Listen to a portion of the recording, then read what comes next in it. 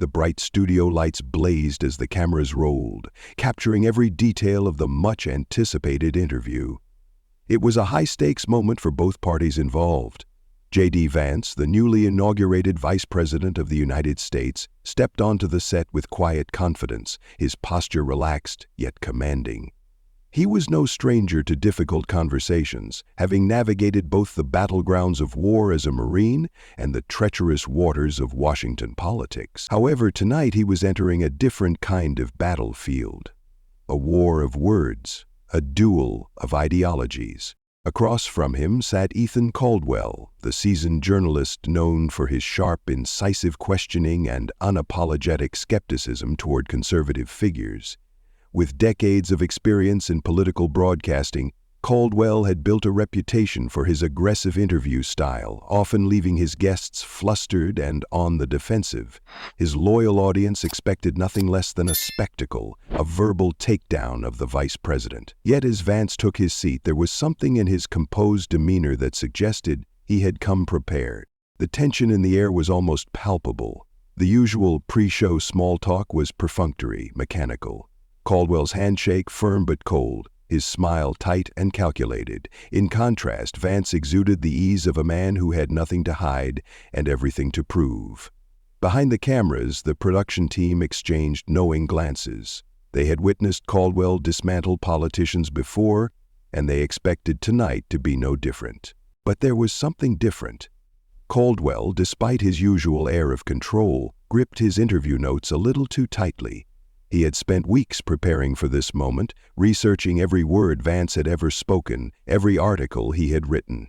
He was convinced that he had the perfect strategy to corner him, to expose contradictions, to force an admission of political opportunism. Yet, as the countdown to live broadcast began, a sliver of doubt crept into his mind. Vance was no ordinary guest. He was a man who had built his career on resilience, someone who thrived under pressure.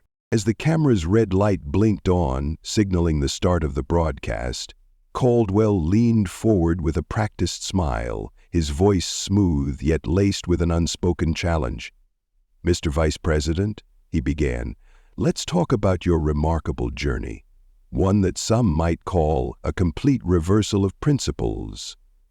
Vance smiled, steady and unshaken. The game had begun. Ethan Caldwell leaned forward, his polished demeanor exuding confidence.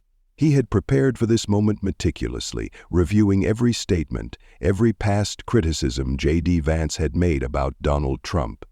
Now, live on national television, he was ready to expose what he saw as the vice president's greatest contradiction.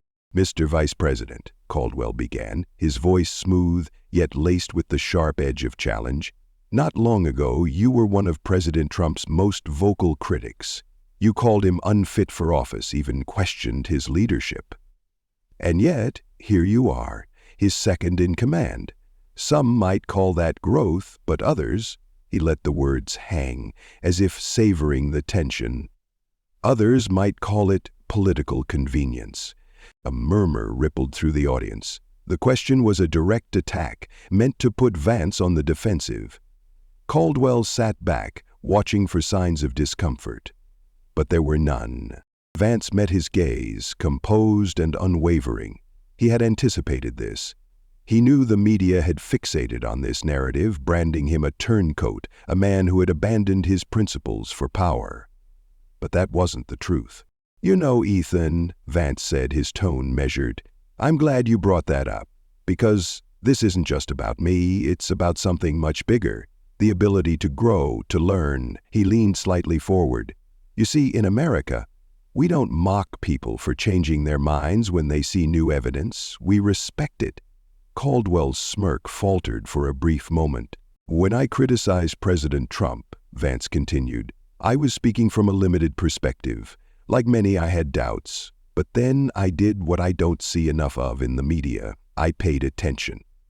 I saw his policies lift families out of poverty, bring back jobs, and restore a voice to people who had been ignored for decades. And I had a choice: cling to my original stance out of pride, or acknowledge that I had been wrong." He let the words settle before delivering his next line. "I chose truth over ego." The studio was silent. Even those who disagreed with Vance had to admit he wasn't flustered, he wasn't scrambling, he was in control. Caldwell, however, was determined to reclaim the upper hand. "So what you're saying," he pressed, "is that your change of heart had nothing to do with political ambition? That it's pure coincidence you now hold one of the most powerful offices in the country?" His voice carried a hint of derision. Vance smiled, sensing the attempt to twist his words. "Let me ask you something, Ethan," he countered, his voice calm. "Have you ever changed your mind about something important? Have you ever believed in something, only to later realize you didn't have the full picture?" Caldwell's eyes flickered with hesitation, just for a second, but Vance caught it. So did the audience. "We're here to talk about your record, Mr. Vice President," Caldwell shot back quickly. "But we're also here to talk about integrity, aren't we?" Vance replied smoothly, "Because integrity isn't about never changing your mind. It's about having the courage to admit when you've learned something new." A ripple of applause broke out. Caldwell's jaw tightened. "You call it political convenience," Vance continued, his voice steady. "I call it the ability to recognize when a leader is getting results. When I saw President Trump's policies working, I didn't double down on my past skepticism just to save face. I adjusted my views because the facts demanded it." Caldwell wasn't ready to back down. "So you're saying your critics should just ignore your past statements, pretend they never happened?" "Not at all," Vance replied evenly. "I stand by what I said at the time because that was what I believed then. But you know what takes more character than sticking to a position just for the sake of appearances? Admitting when new facts change your perspective." The audience murmured again, this time more in thought than reaction. Caldwell glanced at his notes, flipping through his prepared questions. He had expected Vance to dodge, to deflect, maybe even to grow defensive. Instead, the vice president had turned the conversation into a debate on growth, on wisdom, on the very nature of leadership itself. And worse, he was winning. Vance leaned back slightly, his expression composed. "You see, the real political opportunists aren't the ones who change their minds when they see truth firsthand. They're the ones who refuse to, even when it's staring them right in the face." The audience erupted in applause.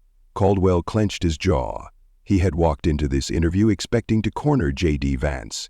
Instead, he was the one struggling to keep control. Ethan Caldwell adjusted his tie, his expression sharpening as he prepared his next attack.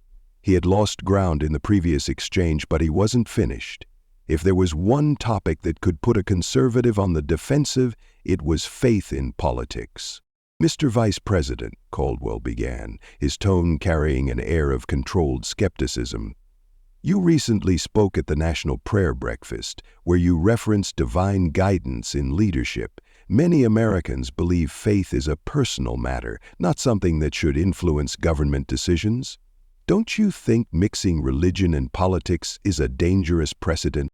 The audience tensed. The question wasn't just controversial, it was designed to put Vance in a difficult position. If he defended faith in leadership, he risked alienating secular viewers. If he backed down, he risked looking weak in the eyes of those who shared his beliefs. But J.D. Vance didn't flinch. He met Caldwell's gaze head-on, his voice calm and steady.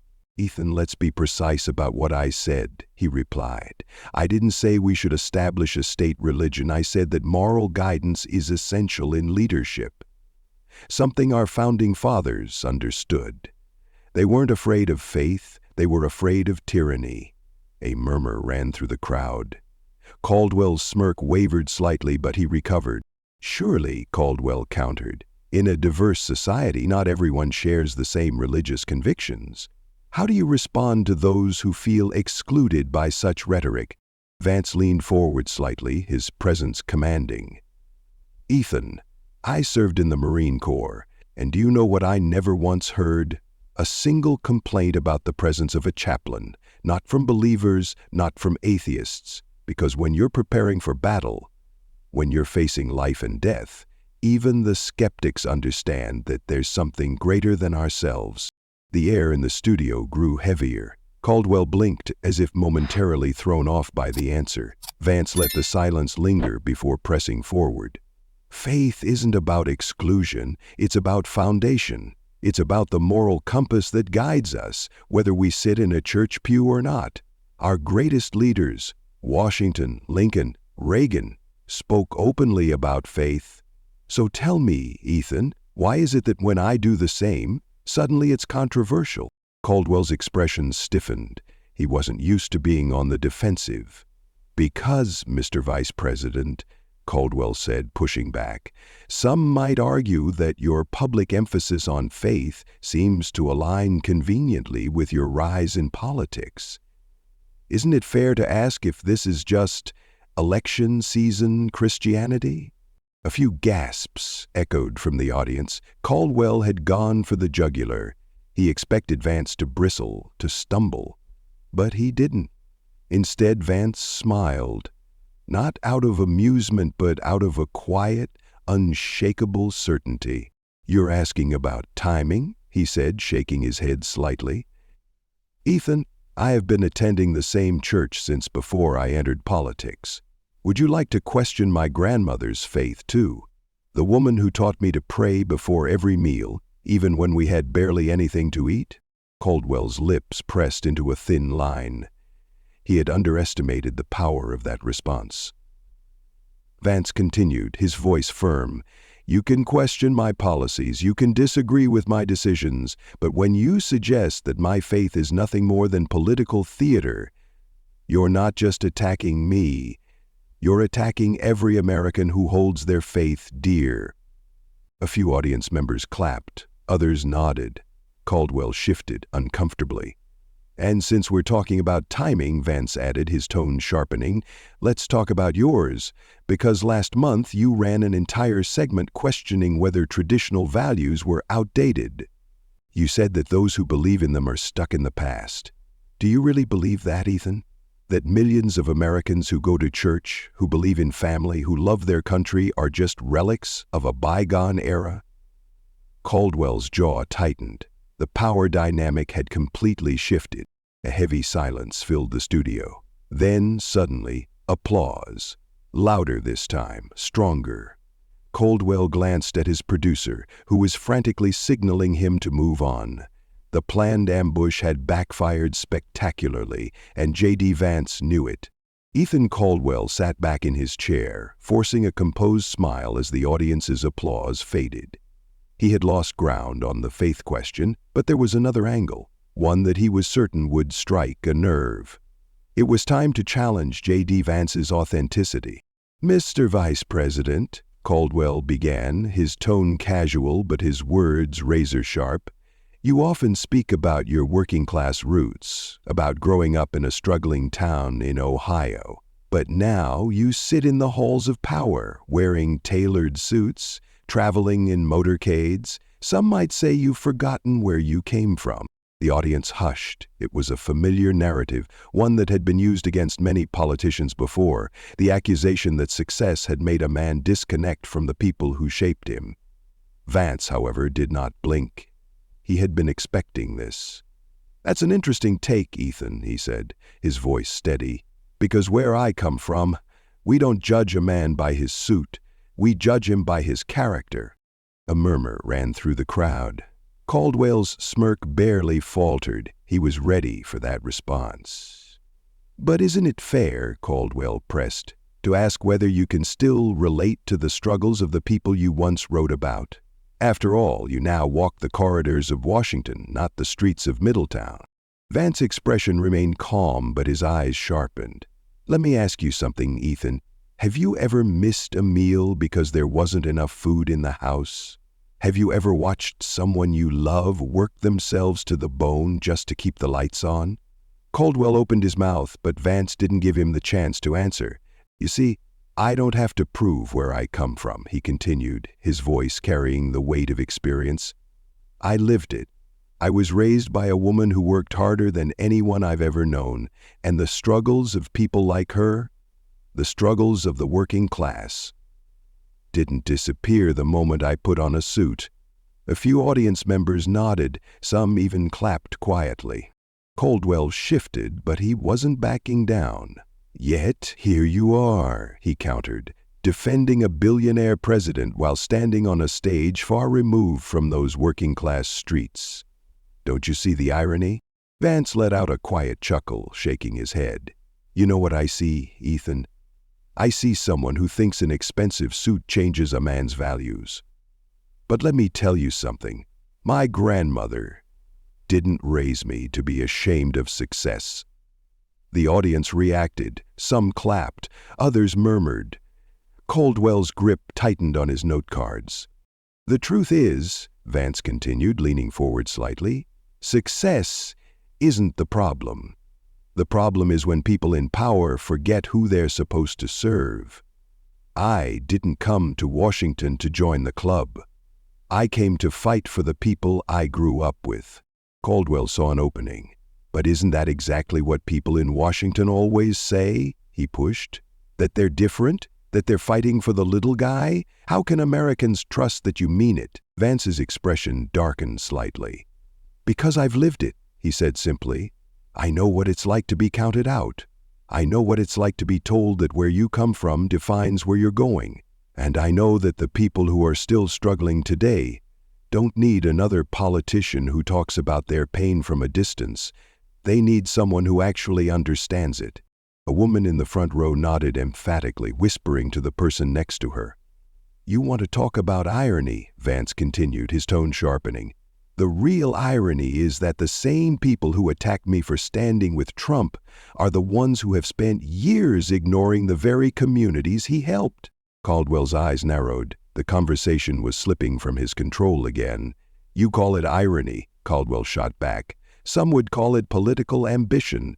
Some would say you saw an opportunity and took it." Vance smiled, but there was steel behind it.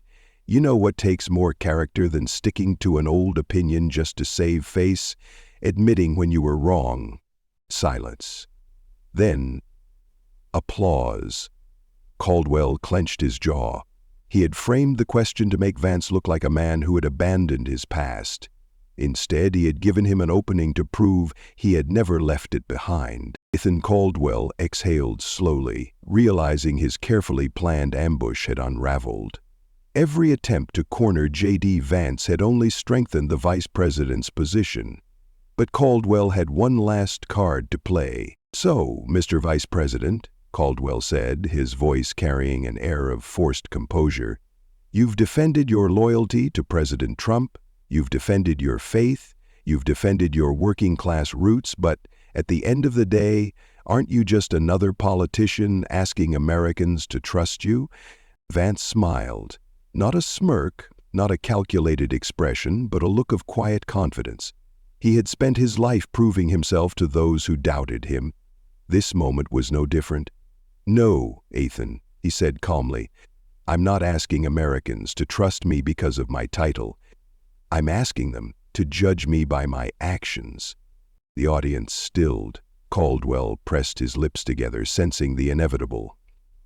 "Washington is full of people who talk," Vance continued. "People who tell working Americans what they want to hear, only to forget them the moment the cameras stop rolling. I didn't come here to join that club. I came here to fight for the people who raised me, the people politicians like you ignored for years." The room was silent. The tension, the back and forth. None of it mattered anymore. What mattered was truth. Vance looked directly at the camera, speaking now to the millions watching at home. "You see, they thought they could shame me for my faith. They thought they could mock my support for President Trump. They thought they could force me to apologize for believing in traditional values. But what they don't understand is, these aren't political positions. They're the principles that built America." Applause broke out across the studio. Caldwell sat frozen, his planned attack in ruins. Vance rose from his seat, straightened his tie, and faced the camera one last time. "To every American who's ever been mocked for their beliefs, who's ever been told they're on the wrong side of history, stand strong. Because character isn't about pleasing critics, it's about standing firm in what you believe." The standing ovation shook the studio. Caldwell's voice was barely audible as he muttered, I think we're out of time. Yes, Vance agreed, smiling. Yes, we are. This wasn't just an interview. It was a battle of values, a clash of convictions, and a defining moment for millions watching. J.D. Vance didn't just defend his beliefs. He proved that integrity is about more than just words. It's about action, about standing firm when the world demands you bend. Now I turn it over to you. Do you believe in standing by your convictions even when faced with opposition? Drop a comment below and let your voice be heard. And if you found this story inspiring, don't forget to like, subscribe, and share, because faith, family, and freedom aren't just words. They're the foundation of America.